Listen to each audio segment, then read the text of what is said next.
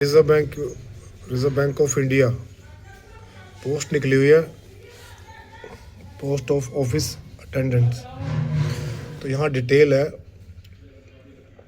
Registration application date है 15/1 है, closure date है 4/2 है, क्लोजर एडिटिंग मान लो किसी ने कोई करेक्शन करनी उसकी डेट ही है, लास्ट डेट 4 है, प्रिंटिंग योर एप्लीकेशन ये डेट है, ऑनलाइन फीस पेमेंट की डिटेल ये है। अब इसमें आपने कुछ नहीं करना, आपने यहाँ पर जाना है, ये डिटेल है, यहाँ लिखा हुआ है। अगर आप पहले से लॉगिंग है तो ये आएगा, और ये नया है तो नया फार्म में आपने अप्लाई करना है। अप्लाई में जाओगे तो ऐसा पोर्टल खुल जाएगा। इस पोर्टल में कुछ नहीं करना, देखो पहले लिखा हुआ है basic information, photo, signature, detail, preview. Preview क्या होता है, उस फाइल को देखना किस मैंने क्या भरा, अपलोड डॉक्यूमेंट, देन पेमेंट। उसके बाद आपने नीचे आना है, यहाँ पर लिखा है applicant first name, confirm name में जो आपने लिखा हुआ है, मिडिल नेम अगर है तो मिडिल नेम पर। तो देखो यहाँ स्टार लगा हुआ है, तो स्टार में तो आपने भरना ही भरना है, यहाँ स्टार नहीं है। पर अगर आपका सेकंड नेम है तो आप यहाँ भर, सेकंड नेम क्या होगा, कुमार, और कास्ट होगी तो यहाँ भर सकते हो, जैसे सचदेवा हो गया या कुमार अपना शर्मा हो गया। तो यहाँ जैसे किसी का नाम है कमल कुमार शर्मा, तो आप यहाँ फिल कर सकते हो, फर्स्ट में कमल, मिडिल में कुमार, लास्ट में शर्मा, ठीक है।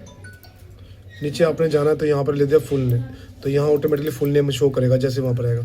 कन्फर्मेशन क्या है कि सेम नाम वहाँ भरना है, और आपकी डीएमसी आपके पास होनी चाहिए जो आपकी 10वीं 12वीं की है, और आधार कार्ड आपका, पैन कार्ड जो भी है।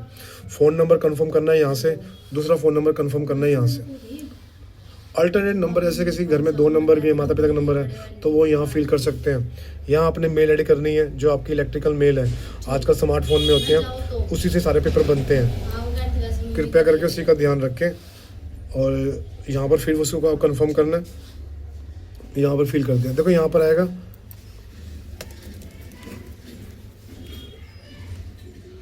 ठीक है, ये भरना आपने, ये ध्यान है ना। कई लोग मुझे ये कंसल्ट करते हैं कि ये क्या भरें इसमें। डोमेन नेम क्या होता है, जो सर्विस प्रोवाइडर आपको दे रहा है, सर्विस प्रोवाइडर क्या जीमेल है तो जीमेल वाला आईडी। सेम कॉन्फ़िगरेशन आपने यहाँ करनी है।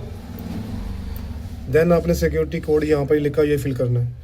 तो रजिस्ट्रेशन आपने कर लेना है, नेक्स्ट पेज पे जाना है। जैसे रजिस्ट्रेशन कर लोगे तो अगला आ जाएगा फ़ोटो का। किसी को फ़ोटो का भी कोई इशू आता है, किसी प्रकार का कहता है फ़ोटो हमसे बन नहीं रही है, फ़ोटो में क्या हो रहा है, तो आपने देखना है साइज।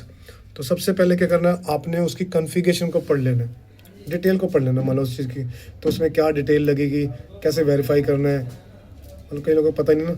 और ये इसकी फ़ीस लिखी हुई है, यहाँ फिर से वही लास्ट डेट आ गई है, यहाँ पर ये आ गया जनरल, OBC, SC, ST, ठीक है। पेमेंट कैसे कर सकते हो, ऑनलाइन भी कर सकते हो, चलान भी कटवा सकते हो। चलान क्या होता है कि आपने पेपर निकाला और बैंक में जाके भुगता। आजकल तो लोग नेट बैंकिंग से करते हैं, क्रेडिट कार्ड से कर लेते हैं, या फिर UPI पेमेंट भी कर लेते हैं, ठीक है। कोई और इन्फॉर्मेशन चाहिए तो जैसे सैलरी लिखी है, अलाउंस लिखा हुआ ये है, reserve bank of India, online written exam है, लैंग्वेज डिटेल वेरिफिकेशन है। अब यहाँ पर देखो ये आ गया अप्लाई, ये आ गया नोटिफिकेशन। ये नोटिफिकेशन वाले साइड पे आपने जाना है,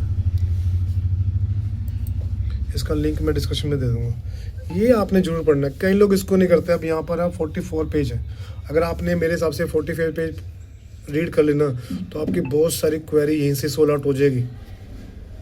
और मेरा मानना तो यार, कोई भी फॉर्म आप भरते हो तो आपको उसकी पूरी जानकारी पहले होनी चाहिए। ये नहीं है 8वीं 10वीं 12वीं कोई बंदे ने भर दिया आपका फॉर्म, आपको पता ही नहीं आपने क्या कर दिया, ठीक है, उनकी प्रैक्टिस है फॉर्म भरने की, पर आपको इसकी सारी जानकारी होनी चाहिए। देखिए यहाँ सारा कुछ लिखा हुआ है।